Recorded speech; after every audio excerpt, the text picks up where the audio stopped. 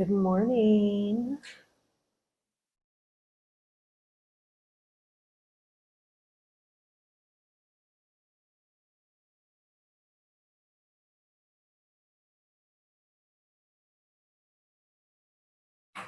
Good morning. I'm so touched by so many things here, all of you. But yesterday, something happened that just slayed me. I was in line for lunch, and they're putting the food on my plate, and then Cesar comes over, and before he puts the salad dressing on my ensalada, he stirs it very thoughtfully and then dresses my salad. I was like, where am I? Oh, it's so like, wow. I mean, everything here is very moving, very touching, and just this basket that we've woven. And I mean, the whole journey is beautiful, and all the individual parts of the wholeness that are expressed are all very moving. But that one I just went, I mean, the look on his face was like, oh, allow me. Really beautiful. And the magical gardener woman is here. So if you get a chance to be in her field, be in her field. Ooh, magical human being.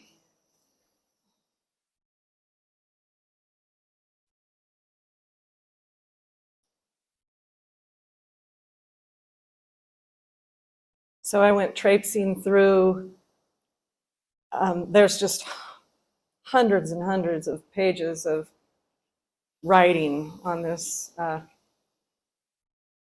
laptop. And in the Oregon retreats, Barb and maybe some Trish, I'm not sure, somebody, maybe it was Lisa, organized like some of the writings into like handouts. So like there's an after retreat handout and that kind of thing. I was going to read it, but maybe I'll just see if they can print it off. I don't know when it was written, but I enjoyed it. I enjoyed reading it. I thought, yeah, that's it.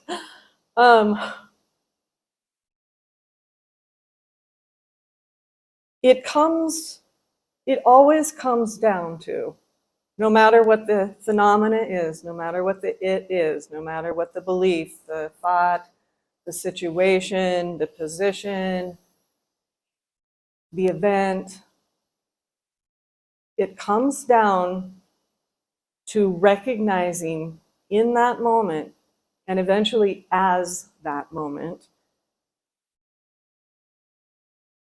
recognizing the spontaneous, effortless, right here, right now, presence, whatever you want to call that, clear light, awareness, true nature. It's at rest. It's eternal stillness, eternal silence. And here's the event. You know, I think this is why I don't know why. I don't know, anything as far as why. It's a big mystery, and it gets more and more blank as it goes.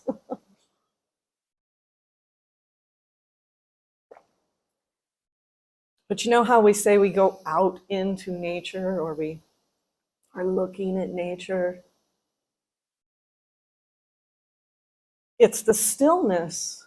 It's the absolute silence and absolute stillness.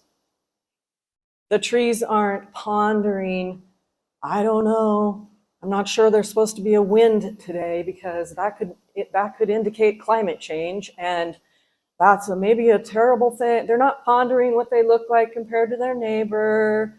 They're not pondering why they have 6 branches, that other one has 10.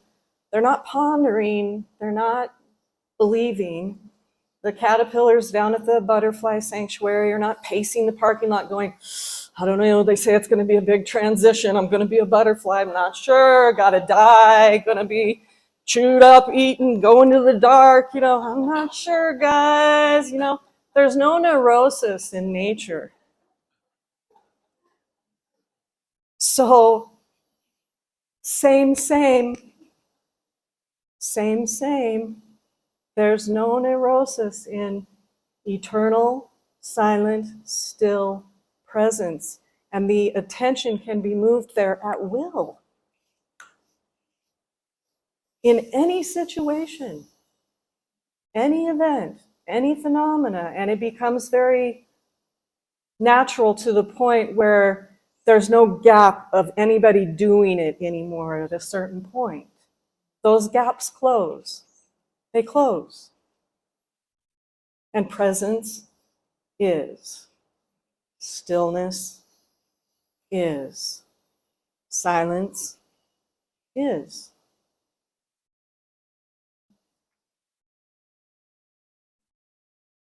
So that's the be still pointer and the be as is pointer.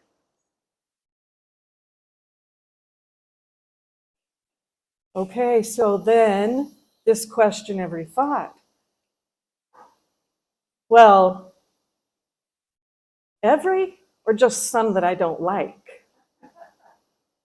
Question, he said every. Very purposeful. Have any of us spent a whole day? Everyone, including the ones that are like, am I doing it? Am I doing it? Am I doing it? Should I get up? Da-da-da-da-da. That seemed very benign. Well, who is this I that we're always referring to? Who is that? That's the question. That's the question. The Mary Oliver poem, who made the world? These questions will come in your own flavor and will arise into consciousness as you become still. They are your own questions that mirror the intent of question every thought. Contemplate the source of reality. Those are Adya's words. I know Adya would not say his journey should be yours. He absolutely would not say that. Find your journey. Listen, listen, listen. Be still and listen. Be present. And able to dwell in mystery, in uncertainty, in not knowing. Just directly encountering. So this gets sticky in relationship and in emotion. Real sticky. A thought comes in. Belief, if it's a real deep-seated, conditioned, habituated collective, because we're not always going to be in this Sangha, we'll be in the global one soon, tomorrow. And the beliefs can be just lightning fast. And then an emotion will come on, it will chemically, physiologically come online to juice and support the belief.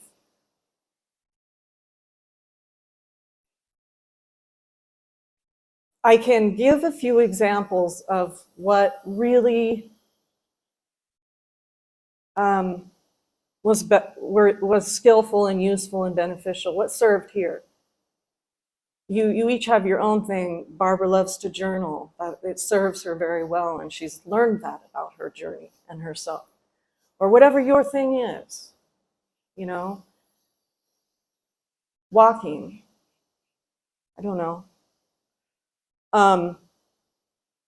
Before Ajah even wrote the direct way with the be still, question every thought, contemplate the source of reality, I read a pointer in an Eckhart Tolle book, I don't know which one, where he suggested when you're working with he calls it the pain body, that cycle of thinking, believing, emoting, thinking, believing, emoting, and it just strengthens itself. It's just this like rat in a maze.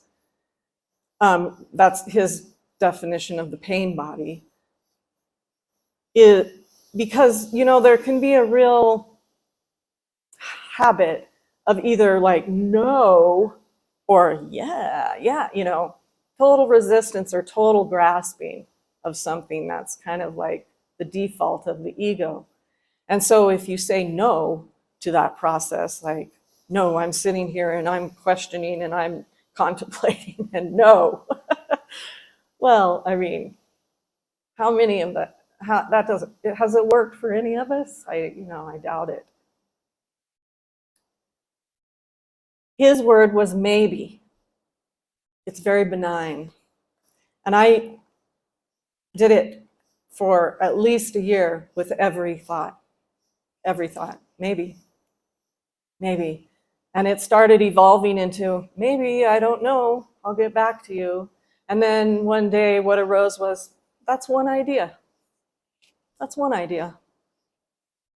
And it let the mind kind of relax without a big push, a big like line in the sand. It was just and it started kind of automatically happening. It's one idea.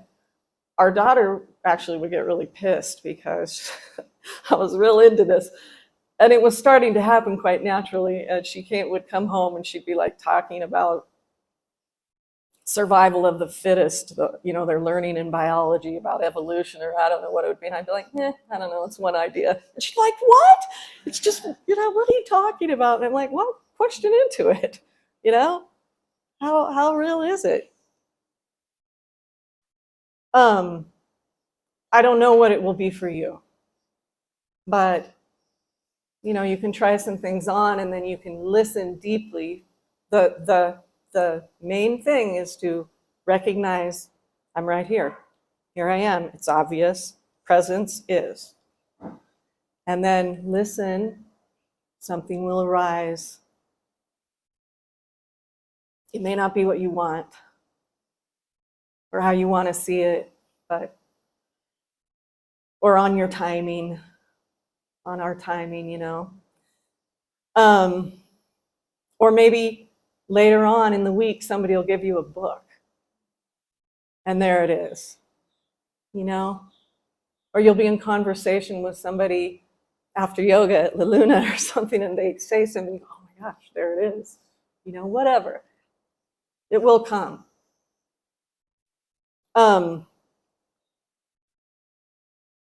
I don't know what has spontaneously happened for all of you. Here, another very strong current. I didn't know about Ho'oponopono, but a very strong current after the mind had really kind of relaxed. And there was a wide expanse of no mind a lot of the time, not a lot of thinking happening. Spontaneously, there would be something would come in and a gripping would happen, like a thought about someone in my family. Or, whatever, my history, blah, blah, blah. The world at large. Somebody putting their trash out on the wrong day. I don't know what it would be. And there would be some kind of, gripping, and there would be this spontaneous, I'm sorry. It was surprising. I didn't exactly know where it was coming from. Or I love you. And, the personality would be like, no, I do not love that. I'm completely annoyed by that.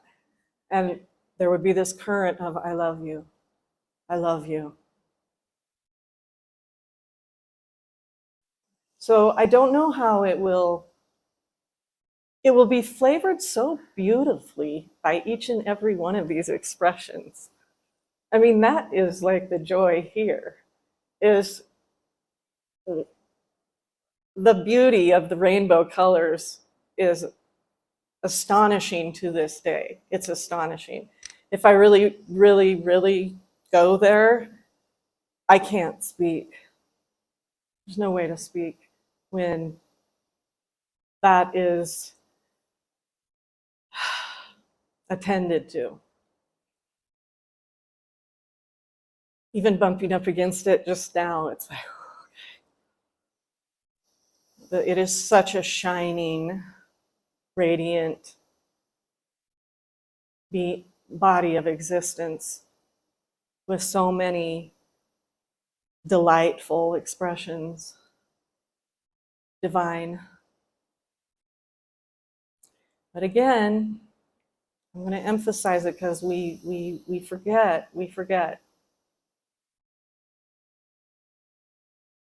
Stillness is not in opposition to moving.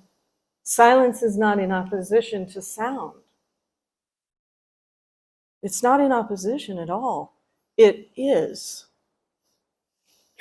It's the silence that is the lack of self-consciousness. That's what we call nature. But that true nature, you hear Adya talk about it all the time, true nature, true meditation.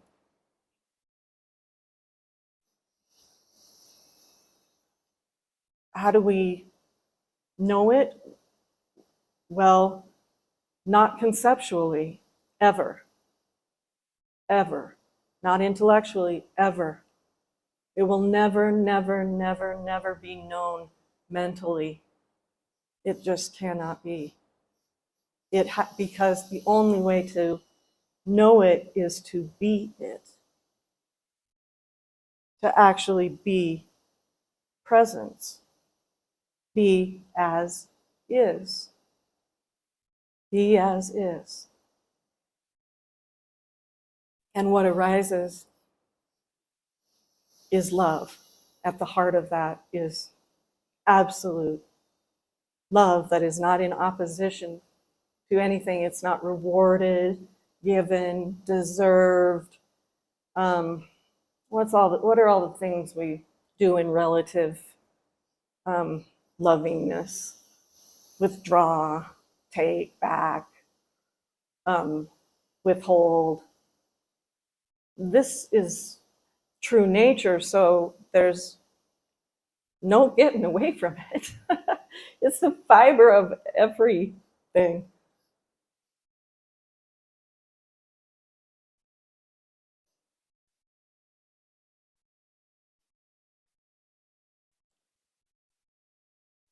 Maybe this isn't true for you, but I was astounded and somewhat aggrieved with the realization and the deep dismantling of how the depth of devotion to the intellect, description of everything. I mean, devotion. I listened to a teacher, well, Sharon and Mary and I listened to her for quite a few years, Carolyn Mace, and she said, this is so deeply entrenched. I mean, it's the great Western thinkers. I think, therefore I am. Now, there's one to question. But collectively, within our consciousness, that is there. We may not consciously believe it, but it's part of our agreement about reality. Survival of the fittest. You have to effort to survive.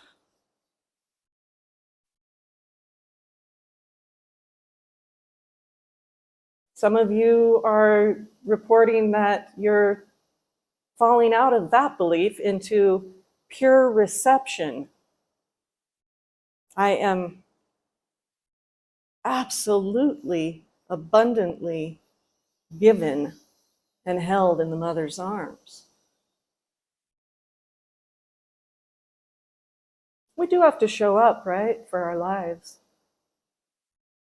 I mean, eventually, if with the dismantling of the ego and the realization of one's truth, it's too painful not to show up. It just happens. Like, you can't get out of the moment if you want to.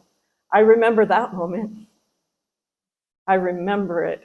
I remember being in a situation and I thought, oh, hell no.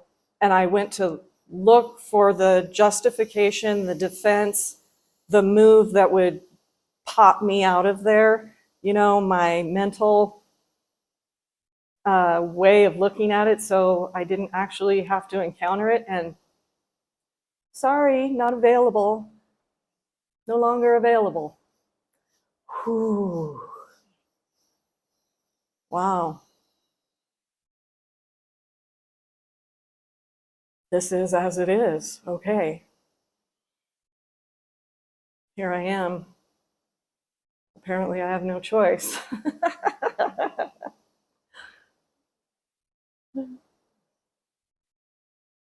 Yeah, wow. It's disorienting when all that starts falling away.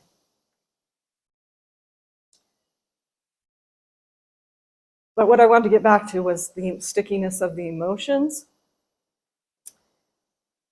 What has served here, I'm sure it's not unique. You know, it's probably a method or something in one of the great paths. I actually don't know, because everything that, you know, I wasn't on a path. It was a very spontaneous opening. So a lot of this just arose into consciousness. But if the I and the attention take its seat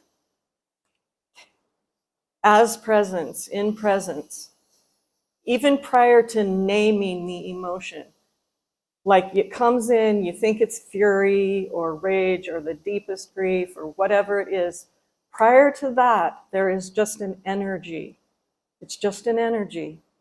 It's just a sensation. And in that recognition, if it's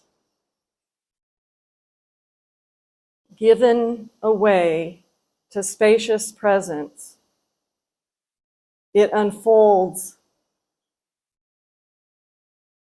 you know, in a surprising way. It transforms, it transmutes. It takes great presence to meet it at that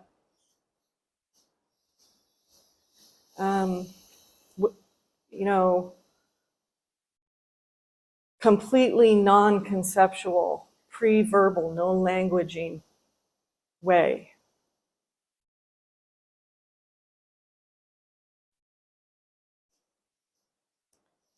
I love language.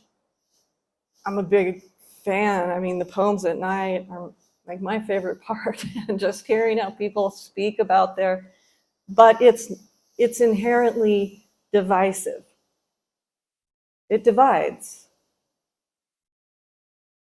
I mean, it talks about objects and all of that. I mean, it's useful, it serves, and it's beautiful when it's in service. And metaphors, which is another thing that starts happening. I mean, you can hardly speak because you're trying to describe the ineffable, something that cannot be languaged, with language.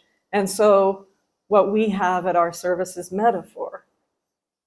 It's like the river. It's like the moon in the water in the bucket. It's like, it's, you know, it's as if, because we'll never just nail it down like this is a water bottle.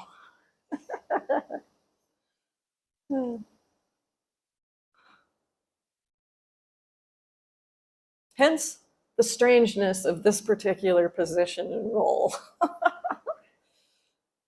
uh,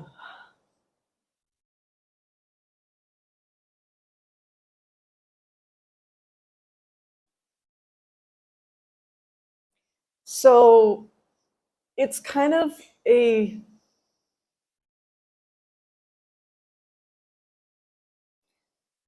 at retreat. I don't know, I haven't spoken with each of you yet, but I've spoken with many of you at this point. There's been a real palpable, tangible sense for most of you of the deep heart, the heart of being, the heart of existence. And however that is now blooming into consciousness and informing the senses and the physicality, this, in my humble suggestion, find your own way, but my humble suggestion is to attend to that in a devoted way. And what comes here is a gardening vision, because Mary will understand, but it's just the way my inner world is full of plants. The seed has broken. It's found the life force that breaks the soil, breaks the veil, and it's emerging. And think of the strength and capacity in that. But also, what if a great flood comes? The flood of collective consciousness, collective belief, collective positionality, habituated consciousness, fear, I might lose it, grasping, I gotta have it.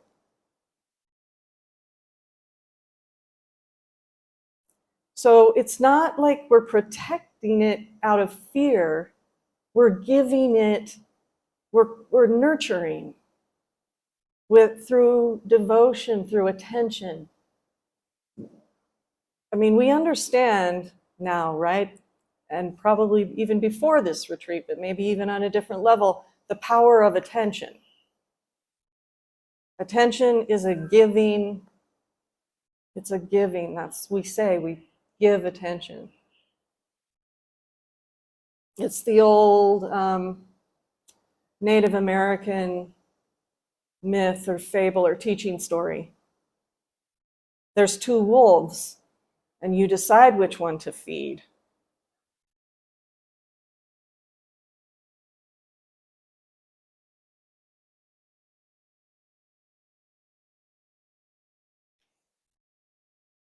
If we're wondering, well, what does that mean? And how will I do it?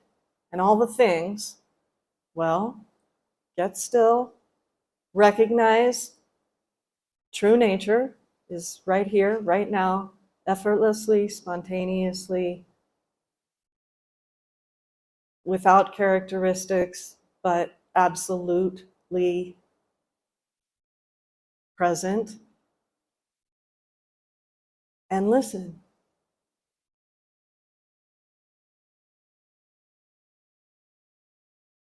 Stop. Just stop. I love Papa G's pointer. It's my favorite. Stop.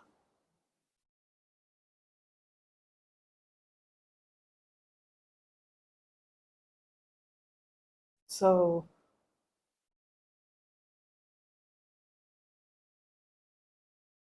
here, and this does not have to be your story. Your story will be so uniquely, yummily you.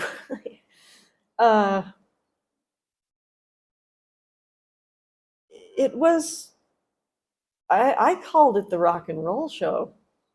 I mean, it was loud and all over the place and up, and the spin cycle. That's the other thing I call it. It's like, okay, I'm in the laundry and I'm in the spin cycle, you know. It would just like, the beliefs would just come around, come around, come around, come around, come around, you know, and it was like fast and kind of fierce and furious. And um, the body took a lot of,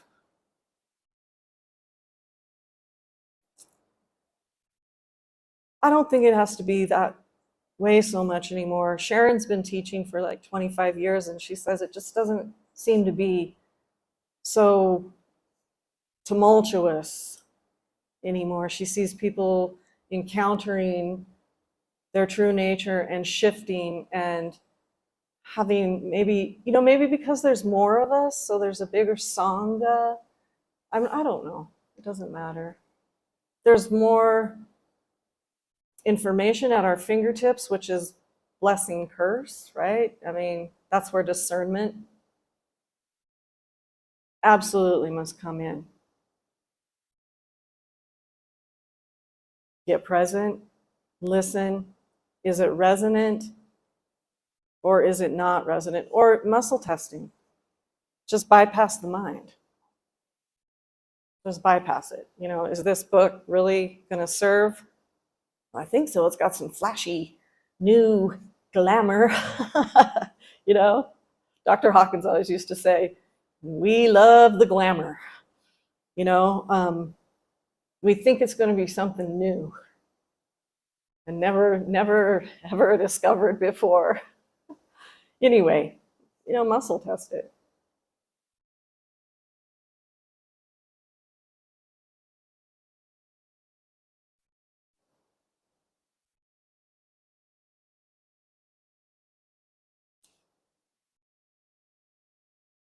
I was at retreat, at an Adyashanti retreat one time, and he was kind of giving this particular talk at the end of retreat. And it was so powerful because, you know, we all have wanted, I'm sure, maybe not some of you, but the Adyashanti crowd project some things onto Adya, you know, the great teacher, and the whatever it is we do at a certain phase. Shuli told me one time, some people need a guru. I'm like, okay. It's okay. Let it be. Um,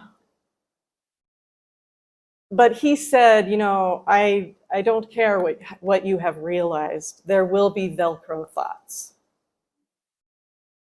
Velcro, sticky. And they will find a landing place. That's the Velcro. So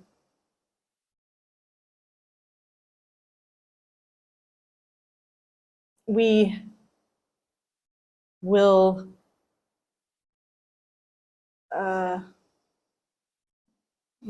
what's the word? Just totally sunk into it and lost all the words.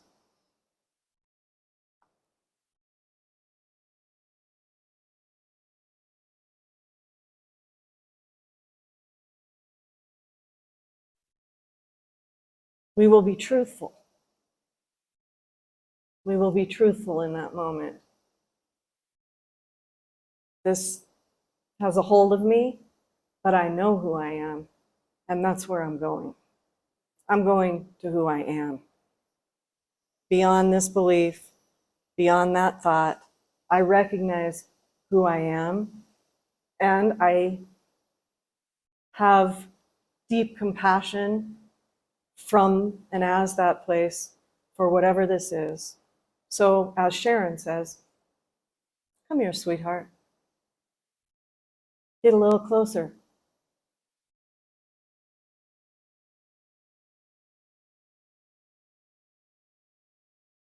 Because it can be none other than what we are. In playing itself out with the veil of mistaken identity.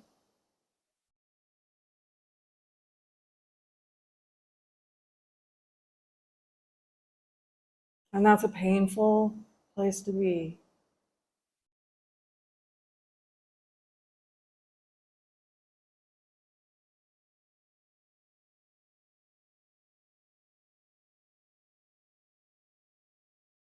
it becomes quite immediate. When that first started really being the reality, the direct experience here, I tried to speak about it, did a study course, and I think I was even probably speaking about it quite a bit at last year's retreat, calling it responsive immediacy. I didn't really have the words, but I still,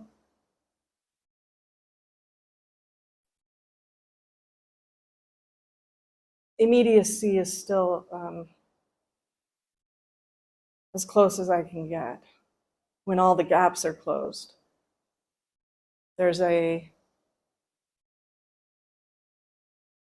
as is that as is. It's just impossible to speak about it.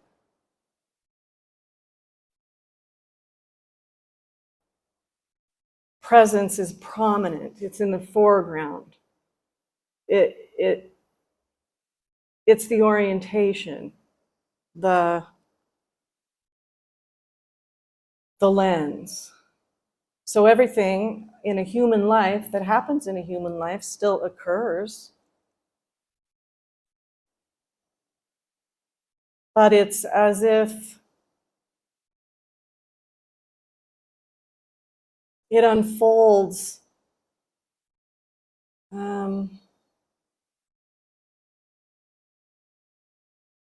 it arises, it abides, and it goes naturally, just very, very naturally as presence.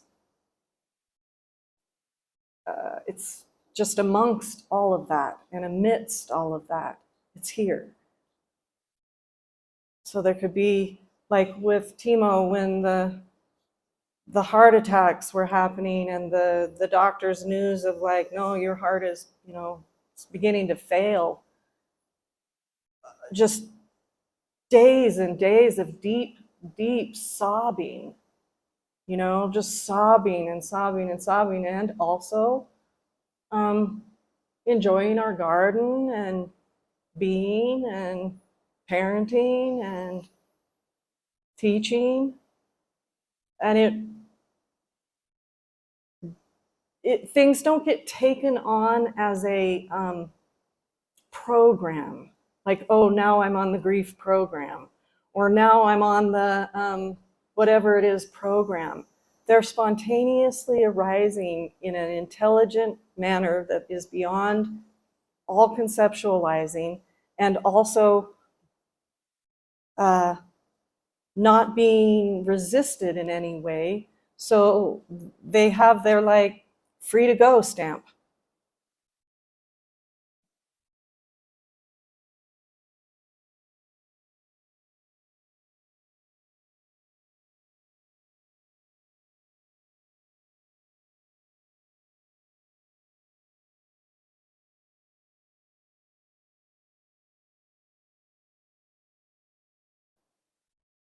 It's probably pretty obvious, but here,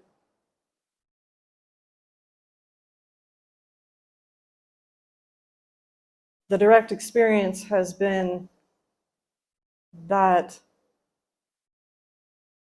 the fullness of the recognition in the heart has been the way. The way.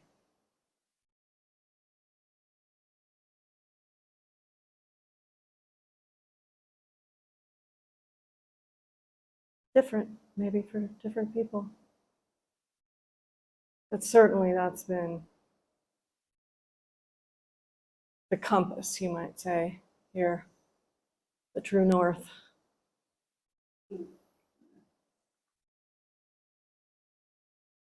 So one has to find their way and shine as that. Shine. A tendency to shine. Shine as that. Because we look outward and nature is shining. And we understand what that gift is. Each one of us considers it to be like, wow, the gift, that's where I want to be. So do we understand that when that is also freed and liberated through these expressions, that is the gift. That is the gift. That is the gift. Kathleen and I's teacher, Dr. David Hawkins, used to say, you don't change the world by what you do, but by what you have become. In other words, what you have recognized. The old Tao masters showing up to the village that hasn't had any rain and needs rain, and they don't have an agenda for rain. They come with empty compassion, and it rains. And we see the danger of an ego grabbing on to what I'm saying right now, right? Put in the Google search, spiritual teachers. This is not an ego thing. It can't come from the ego. It can't not come from the ego.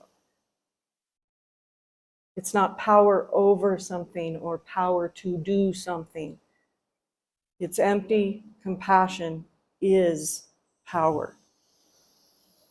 Because it's the gift of true nature as true nature through true nature. It recognizes itself, it sees itself, and it. Who said in small group that's what arose was glory to God? And she was like, that's not something I say. But it's in glory, it's glorious. It's glorious.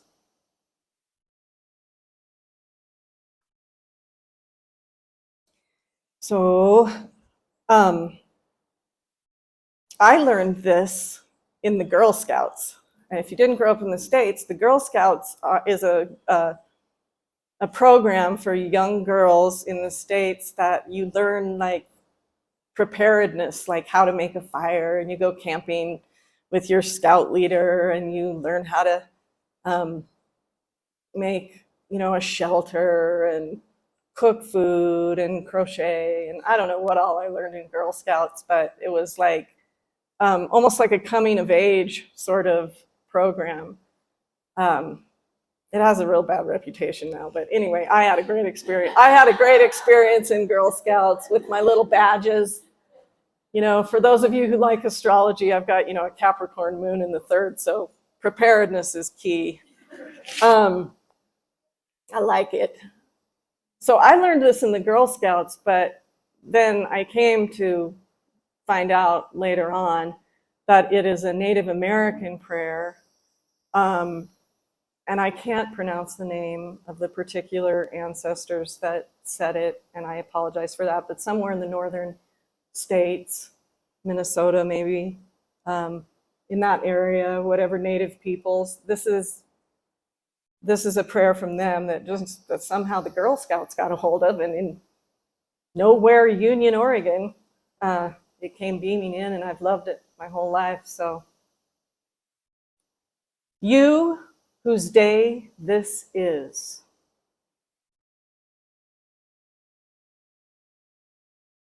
make it shine.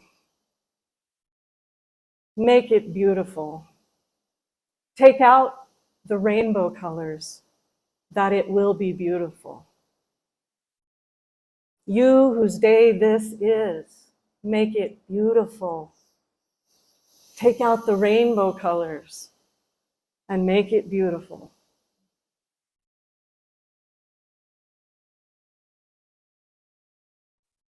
Okay, so I can't even remember what we do next, but thank you. I think we move or something. We shake it off. Shake, shake, shake.